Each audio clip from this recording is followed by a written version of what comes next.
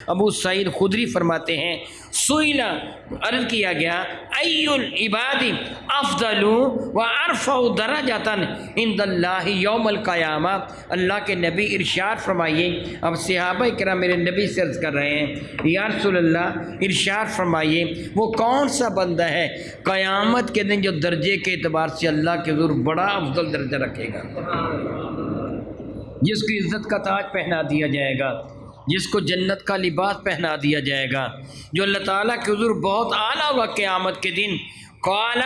میرے نبی فرمائے الذاکرون اللہ کثیرا، اللہ کا کثرت سے ذکر کرنے والے اعلیٰ درجہ پر فائز کر دیا جائے گا۔ اللہ تعالیٰ کا کثرت سے ذکر کرنے والے والذاکرات، اور اللہ تعالیٰ کا کثرت سے ذکر کرنے والی عورتیں، اللہ تعالیٰ ان کا درجہ بھی بلند فرما دے گا، ان کو بھی غرفت عطا فرما دے گا۔ قیلا، صحابہ نے عرض کیا یا رسول اللہ صلی اللہ علیہ وسلم من الغازی فی سبیل اللہ، یا رسول اللہ اس کا درجہ اس غازی سے بھی زیادہ ہو جائے گا جو اللہ تعالیٰ جل وعلا کی راہ میں لڑائی کرتا ہے،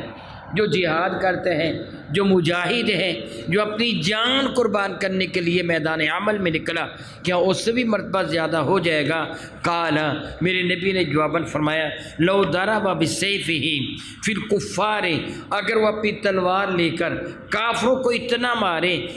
مارے والمشرکین، اور مشرکین کو اتنا قتل کرے، اتنا مارے، حتی ینقصر، یہاں تک اس کی تلوار ٹوٹ جائے، ویقتضب دمن، اور خود خون میں نہا جائے، فإن ذاکر اللہ افضل منہ،